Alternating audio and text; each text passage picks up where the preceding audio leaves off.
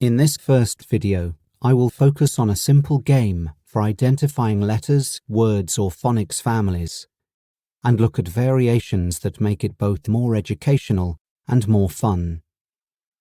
In the other videos in this workshop, I will introduce a wide variety of different games. In the basic game, cards are spread out on a table, on the floor, or stuck to the board. Either the teacher or one of the children calls out a letter combination, word or sentence, and the children touch, slam, or take the correct card. The basic game can be fun, but it has some problems. One is that the older, stronger, more confident or more outgoing children tend to be better at the game, and the children who probably need the most encouragement may be discouraged. Another problem is that the children who are better at English are probably going to be better at the game, which also means that the children who need support are not being supported enough. There are quite a lot of ways to reduce these problems. One way is for each child to only have one chance to touch a card. This makes it less likely that the children will aggressively touch many cards. Another thing that helps is for the child who touches a card first to call out the next card, so she is not participating in the next game. One other way that can work well is for all the children to touch the correct card. The children may still race to touch the card, but then the other children touch it too.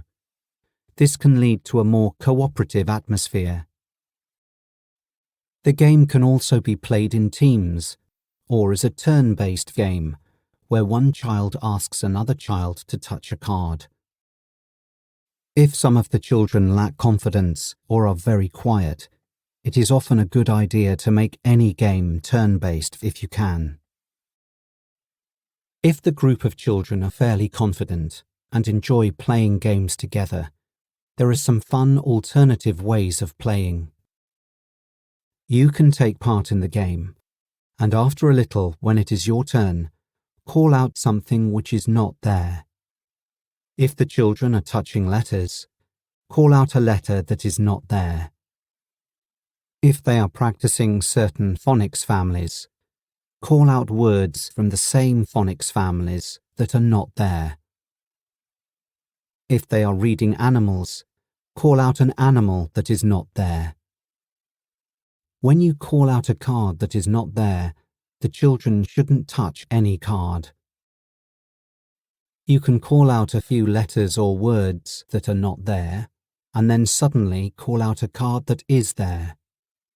This increases the anticipation and makes the game more exciting. The children will see that this is exciting, and some or all of them may start to call out cards that are not there when it is their turn. This kind of practice is imaginative, and it is invaluable because it encourages the children to think widely and focus on patterns and connections between sounds and words, not just on the knowledge of individual cards that are on the table. Another variation is for the winning child to take the card that she touches and place it in front of her. When another child calls out a card, she can either call out a card that is in the middle or call out one of the cards in front of one of the other children. In this way, the children who win the most cards also tend to lose the most cards, and this evens things up.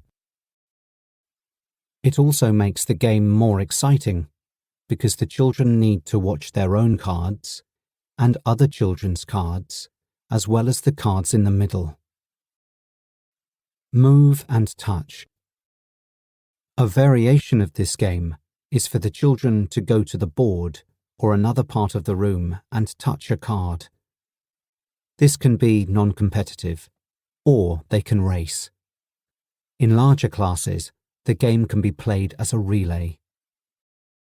Touch and think. When children touch a card, they can say what the card is and add 2 or 3 related words, such as words from the same phonics family or from the same vocabulary category.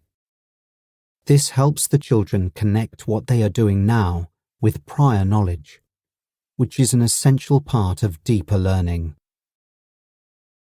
Another variation is for the children not to touch a word that is called out, but instead to touch a related word, such as a word from the same phonics family.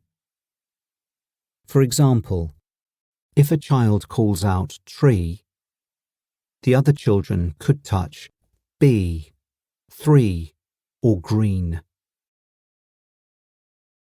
Instead of touching the cards, the children could throw a ball, beanbag, or soft toy onto cards that are on the floor or on a table, or they could throw a sticky ball at cards that are on the board. Balls that stick on the board can be great for many games. Another popular variation is for children to touch or hit cards with fly swatters, or catch cards with magnets.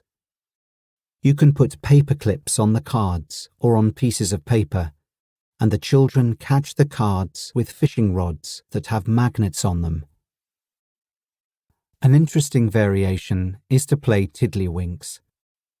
In this game, the children use a larger chip or counter and press down on the edge of smaller chips or counters so as to flick them onto cards or onto a board with letters, sound combinations, or words written on it. As with the other identification games, the children can say what they land on, say one or more words from the same phonics family, and so on. An alternative is for them to write down the letters or words on a piece of paper or in a notebook. The aim is to collect letters and spell words, or collect words and make sentences. Having a fun scoring system can add an interesting dimension to any of these versions of the game, and works especially well when the game is turn-based. I should stress that I think it is important that winning or losing the game should not depend on English ability or making an effort in English, but simply on the game itself. If a child cannot identify a card, you or the other children can hint until she can. So the scoring system depends on luck, not on English ability. Here are some examples. These scoring systems can be used for a wide variety of games. Draw a dog on the board and write numbers 1 to 6 next to 6 body parts.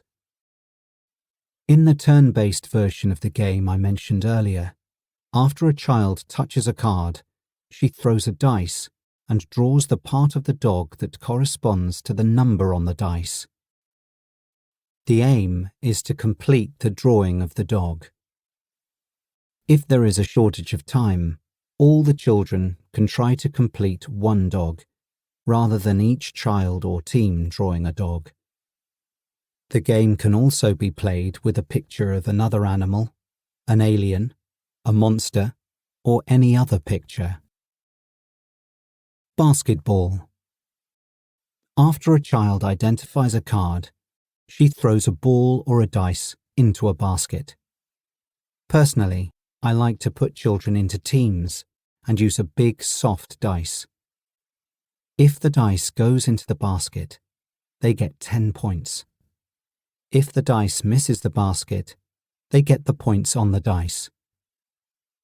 To even things up, if a team is winning, I move the basket further away, and if a team is losing, I move the basket closer. Baseball. In this game, you can draw a baseball-themed scoring system on the board, or have a baseball diamond on the table or floor. Each team can have a player, chip, or toy. When it is a child's turn, she touches a card, and then draws the top baseball card from a pile. These cards may say, 2-base hit, or things like that. You can play just like a baseball game with 2 teams. and the children can run around in the classroom or move pieces around bases on the board or on a tabletop. In the next 4 videos, I will introduce a lot of different games.